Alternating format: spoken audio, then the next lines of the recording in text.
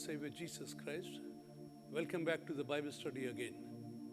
And we are studying on the subject deliverance from the curse. So we have finished 2 episodes, and this is the 3rd episode in this series. So don't miss any episode, but get to know what's been taught, and I know and I believe that this blesses you. Thank you, Jesus. Shall we pray?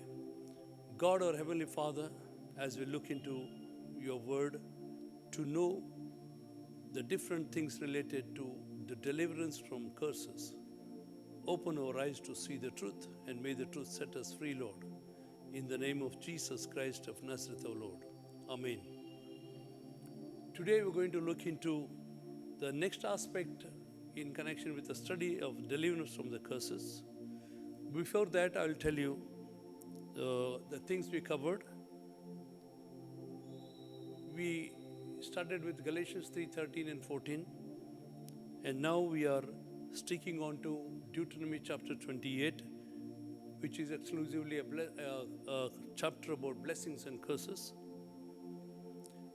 The characteristics of the blessings or curses we have seen, the forms of the blessings we have seen, the forms of the curses we have seen, and the symptoms of the curses we have seen. And now we'll be moving into the biblical causes of curses or blessings. Biblical causes of curses or blessings. Because in Proverbs chapter 26, verse 2, Proverbs chapter 26, in verse 2 we read a very unusual verse. Like a sparrow in its flitting, like a swallow in its flying, a curse that is causeless does not alight. A curse that is causeless does not alight. That means without any reason, a curse cannot come upon anybody. Suppose if somebody on the road who is not related to me at all, and I don't know him, and that person begins to curse me with so many curses, it doesn't affect me at all because I'm not connected to it. There is no cause for that. So curses cannot affect us if there is any cause. Then if there are curses, then what is the cause for the curses in our lives? We are going to look into this subject, so carefully give attention to it. I had given you a homework of reading Deuteronomy chapter 28. Did you read Deuteronomy chapter 28? At least once in the whole week you read it. Or every day once you read the chapter 28 from Deuteronomy every day. Thank you, Jesus. So biblical causes of curses or blessings.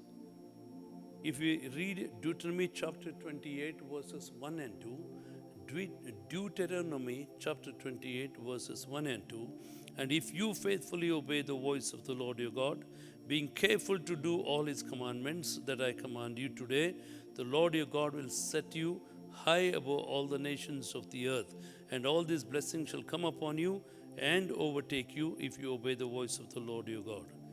Bible says, according to this scripture, if you faithfully obey the voice of the Lord your God, we should listen to the voice of the Lord our God through the word of God and do what God says to us personally, and that is the primary cause of all blessings. That means obedience to the word, obedience to the voice of God is the cause for all blessings. So if we come to verse 15 in Deuteronomy chapter 28, it says that, but if you will not obey the voice of the Lord your God, or be careful to do all his commandments and his statutes that I command you today, then all these curses shall come upon you and overtake you. So the curses to come, the reason is if we don't listen to the voice of God, and if we don't do or don't obey the voice of God, then the curses come. Deuteronomy 28, primary causes for blessings.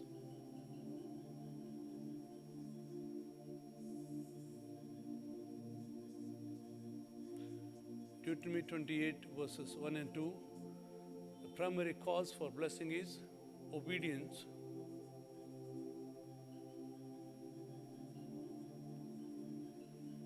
To the voice of God.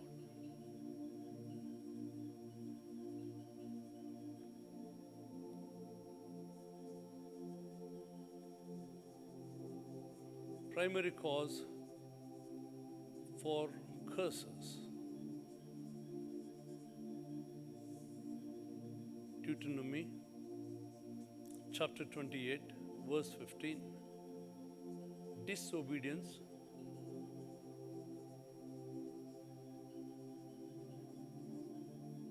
to the voice of God.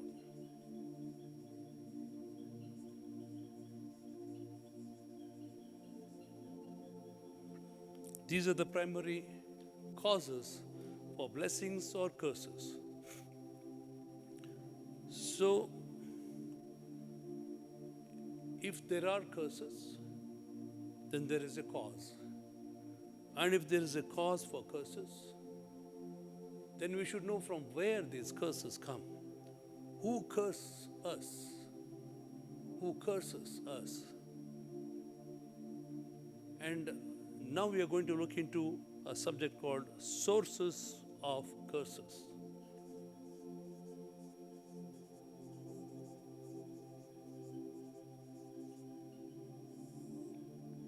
Number one in that is God.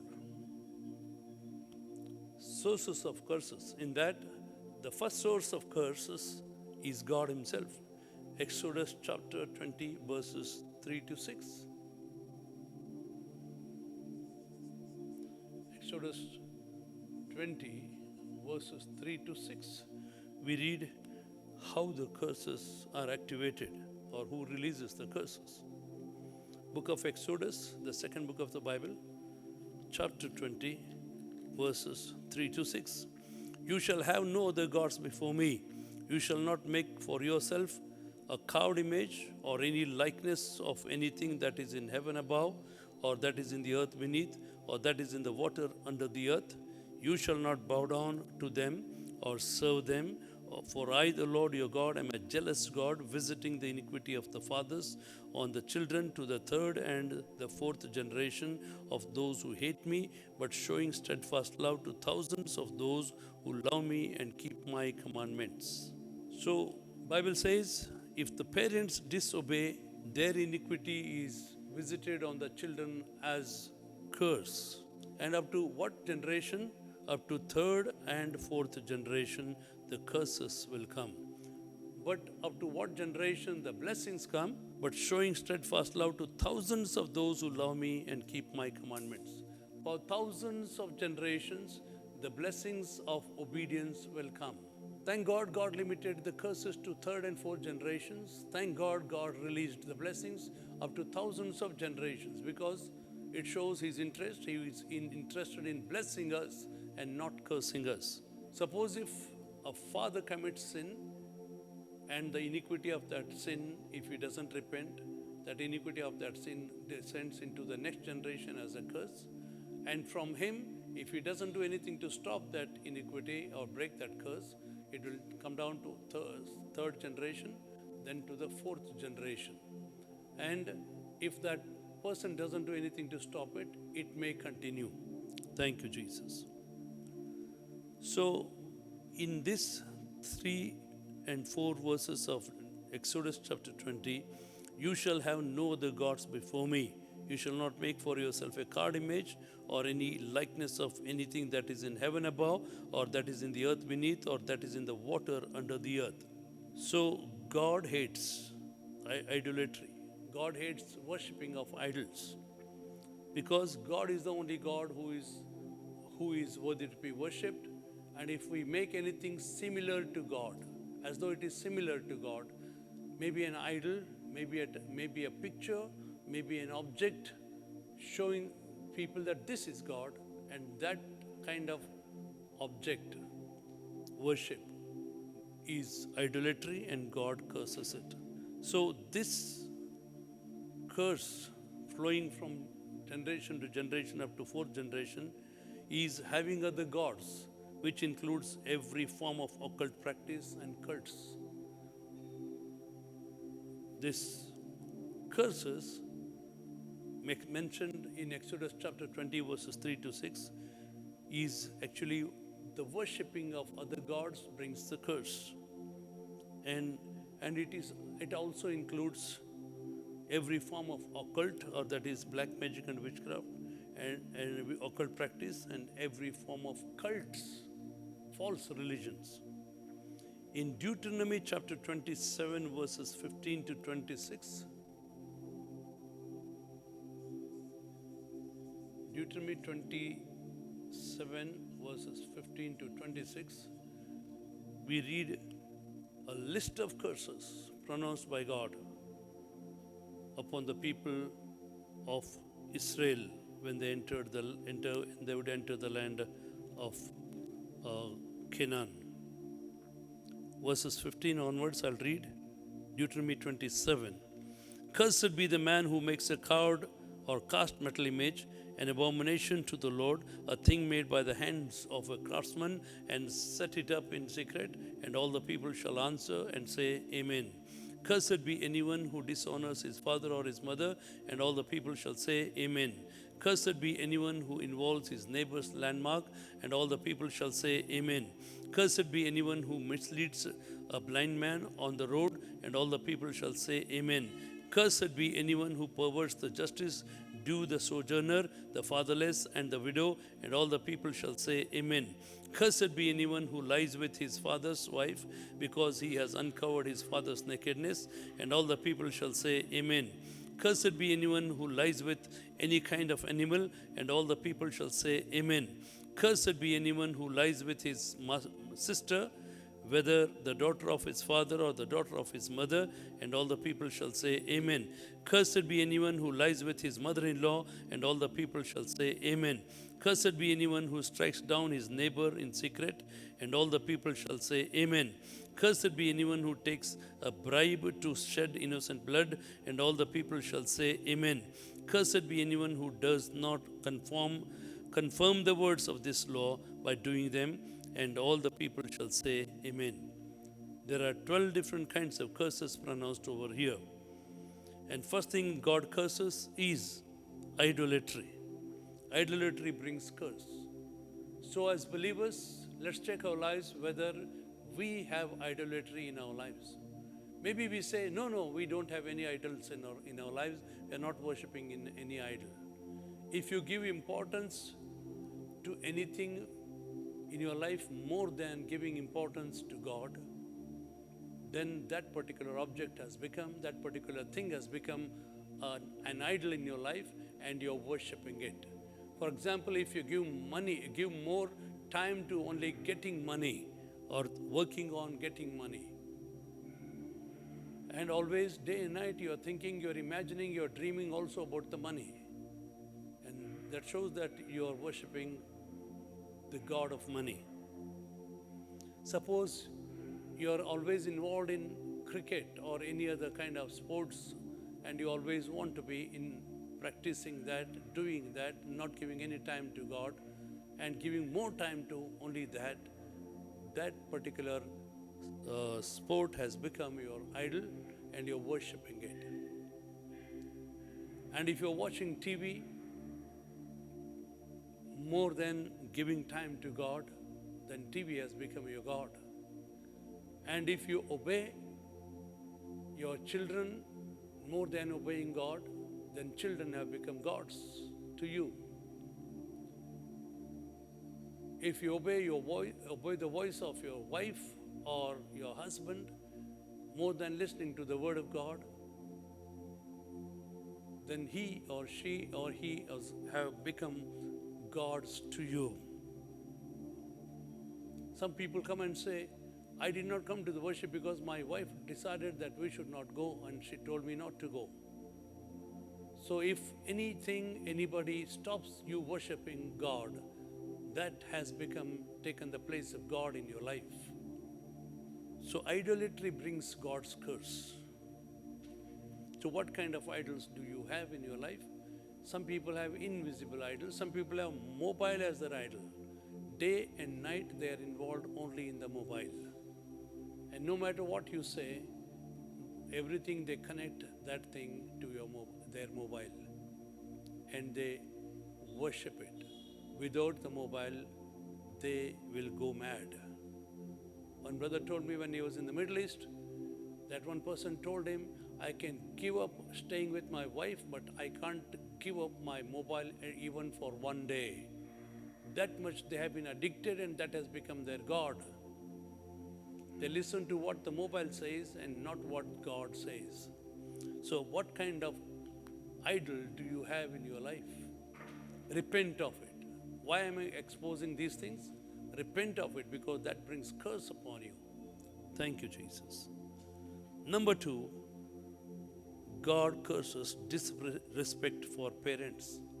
God curses disrespect towards parents. In book of Ephesians chapter 6, verses 1 to 3, book of Ephesians chapter 6, verses 1 to 3.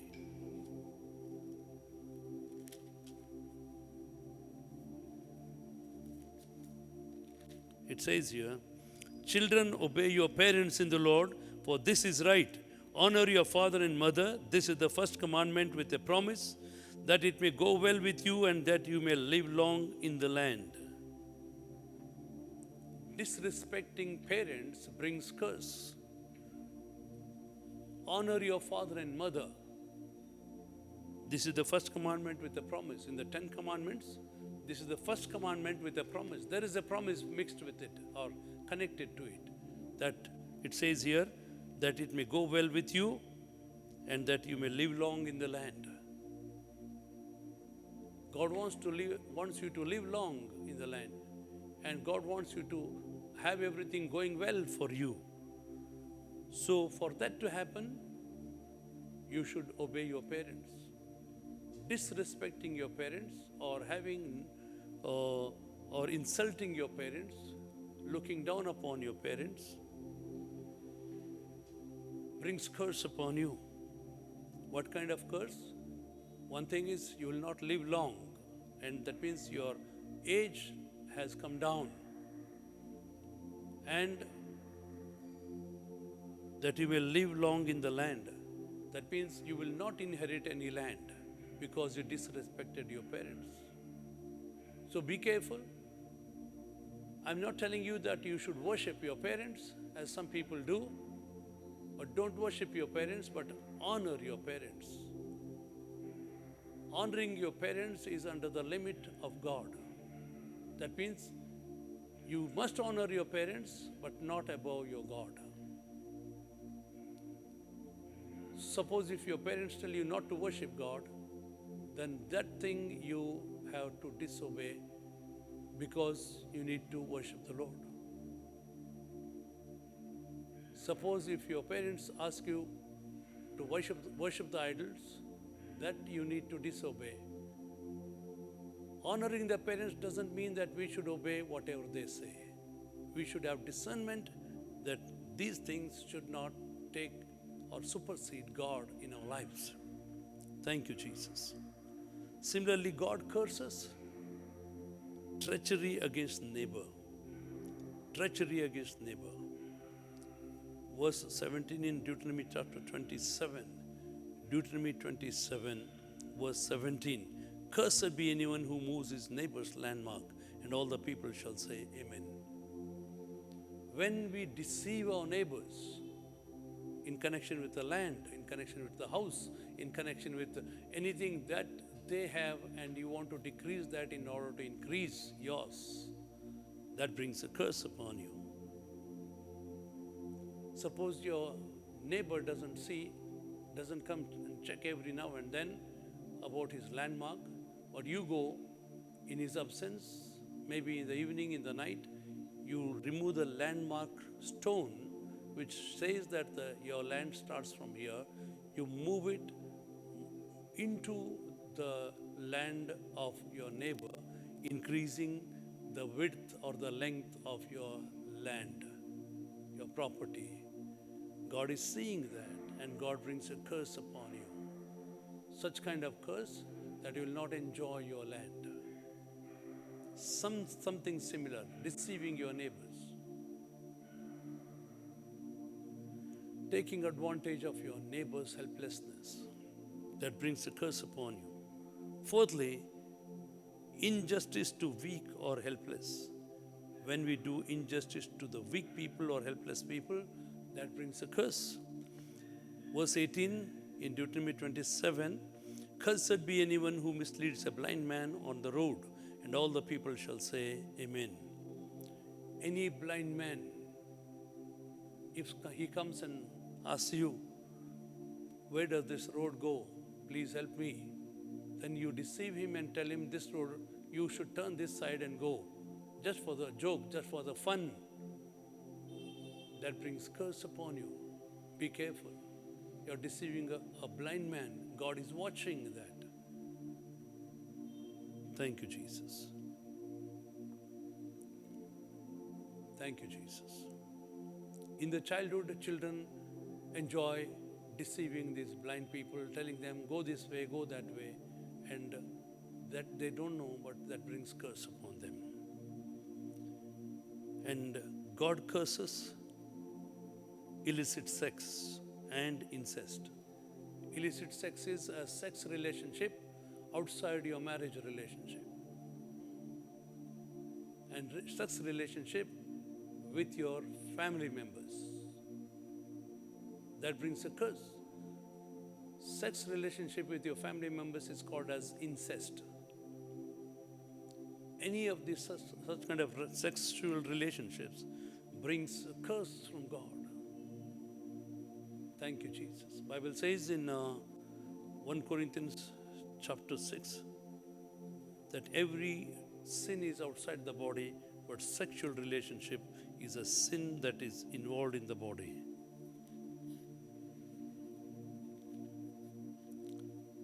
1 Corinthians chapter 6.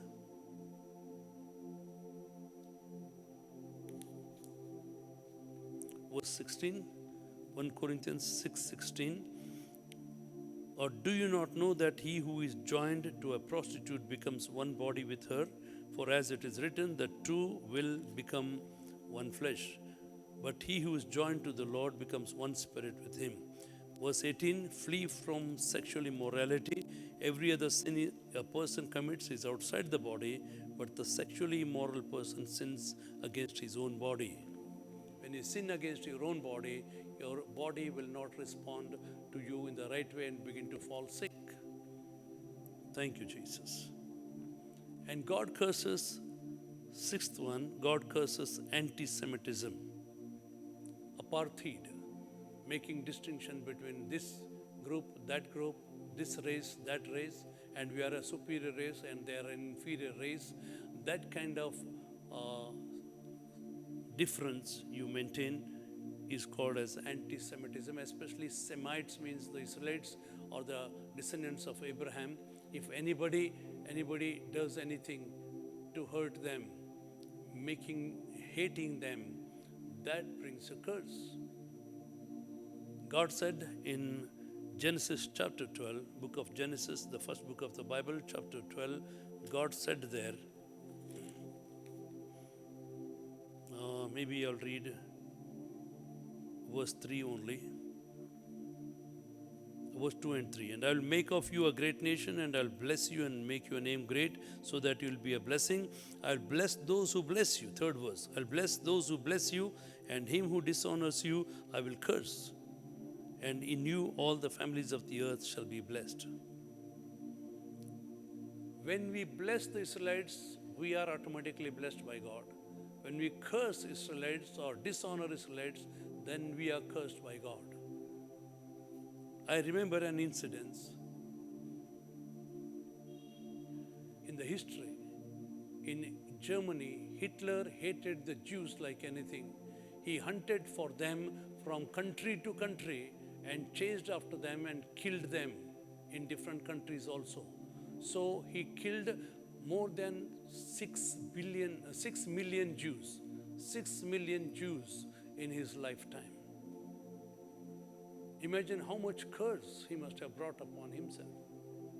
He used his military system, he used his finance, he used all that was available to him, all the political systems that were available with him, he used it to destroy the Jews.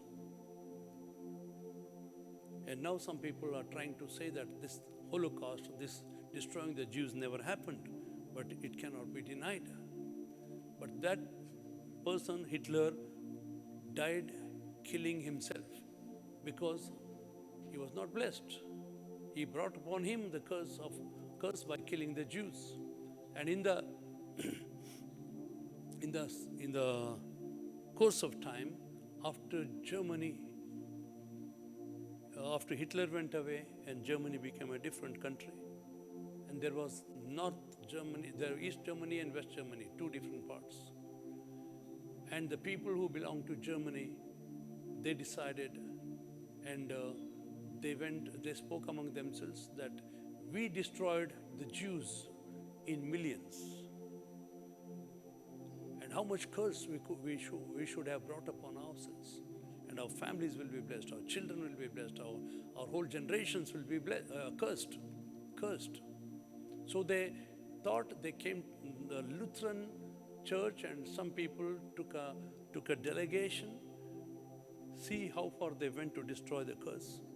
They took a delegation from Germany, German Lutheran people. They came to Israel. They came to Jerusalem. That time, Knesset was going on. Parliament of the Israelites is called as Knesset. That parliament session was going on. These people came in the middle of the parliament and knelt down before them, before all the Jews, and joined their hands, and they said, we have committed heinous crime against you, against your nation, by killing your Jews in millions. And we are guilty of that. We are criminals of that. We have used our government, we have used our resources to kill the Jews, and we have brought a curse upon the whole nation. We are sorry, please forgive us. Please forgive us. They joined their hands and begged them, please forgive us. But I don't know whether they forgave them. These Germans came out from the Knesset, they knelt down in the hot sun on the road and lifted their hands up and said, God, we are sorry as Germans. We have brought curse upon us by killing your people, the Jews, and we are sorry, Lord, please forgive us. Lift the curse from our land. And that's it. God forgave them and brought the blessings upon them by lifting the curse from upon them. And from that time onwards, Germany began to prosper. And two Germanys, East Germany, West Germany, came together and became one Germany. The blessings began to increase. People of God, take it serious. Take this serious. If you curse the Jews, some Christian people have taken upon themselves to curse the Jews and always say that these are those Jews who killed our Lord Jesus Christ. We hate them. If you hate them, if you speak ill of them, even if you did not kill them, it brings curse upon you. But instead of that, if you bless them, if you wish good things for them, if you pray for them, you will be blessed without you asking for it. Thank you, Jesus. And God curses one more thing called trusting in man, believing in man's power. Believing in man's power. In book of Jeremiah chapter 17, book of Jeremiah chapter 17, we read over there, verse 5 onwards. Thus says the Lord, cursed is the man who trusts in man and makes flesh his strength, whose heart turns away from the Lord. He is like a shrub in the desert and shall not see any good come, and he shall dwell in the parched places of the wilderness in an uninhabited salt land. If you believe in your power to such an extent that you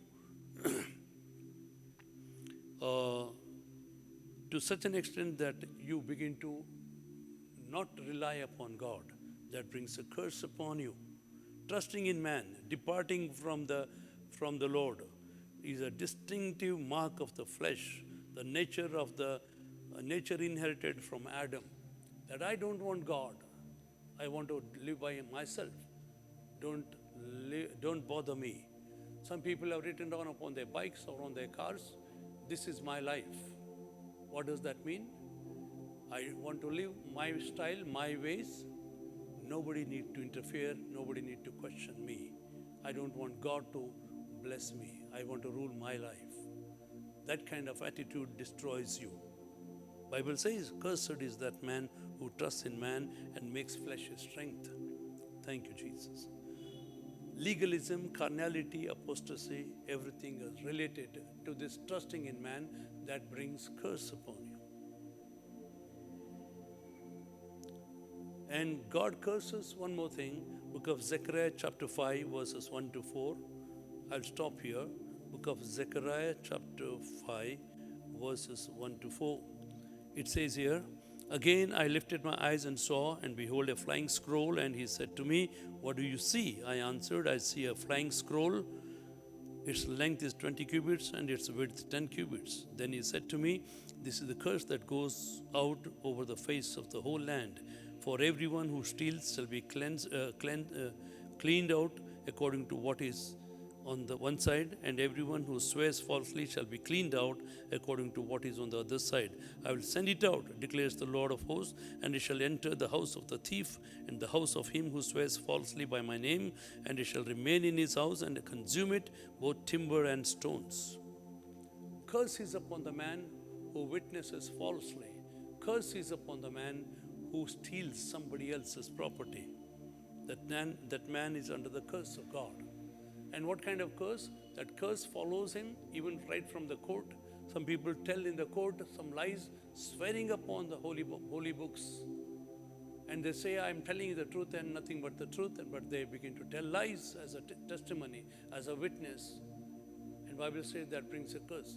He moves from the court, comes back home, and the curse is following him. When he enters the house, curse enters the house. It gets established in the house. It destroys the floor, the foundation, and the ceiling, and all that supports it. And the house is destroyed because of this man's curse. A person who is swearing falsely, and person who's been stealing from some others. Have you stolen somebody else's things? Maybe for a joke, or maybe seriously, intentionally, you took somebody else's property, deceiving him or her. That brings a curse upon you. One person was telling me boldly, confidently, see how I deceived that man. I was sitting with him in the bar, and he was so drunk, and I got him sign over a court stamp paper that he has been giving me his violin, an imported violin, a very costly and an old violin. And he took it from him. And that man, after he came to his sobriety, he asked, what did you do to me? He said, I don't care. You have written down that you have given me your violin free. And that man broke and cried because he cherished it as a property, and he was happy and proud about it. This man took it. And more than over that, this man went to be a believer, and then he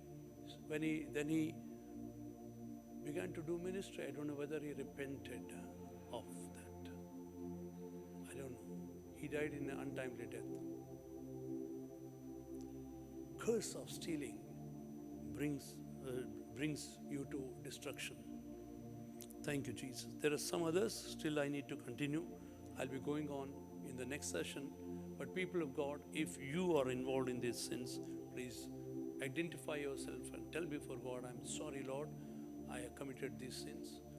Please forgive me and cleanse me by the blood of Jesus. I offer myself once again to you and offer my body on the altar as a living sacrifice. Please remove the curse and bless me. God will do that. And some of you might be doing right away. God bless you. Thank you, Jesus. Shall we pray? God, our Heavenly Father, Lord, as we are studying about the causes of curses and the sources of curses, God, you being the number one source of curse, if we disobey you, if we do not do the things according to your word, it brings a curse upon us, thy word says, and moreover, it becomes a strong curse if we deliberately do that. Please forgive us, Master. And Lord, show us your way of blessing and give us a heart of obedience to obey your word, Lord. In the name of Jesus Christ of Nazareth, O Lord. Amen. God bless you. This continues. Thank you so much for watching our TV episode of the worship service or the Bible study. And I believe that you have been blessed by that. And for every further episode you want to watch and be blessed, we want you to subscribe to our YouTube channel and press the bell icon so that it shall be notified to you every time we have a new episode. May it be a blessing to you. May the Lord be blessed, and may you be blessed and become a blessing to many people. In the name of Jesus, may the Lord bless you.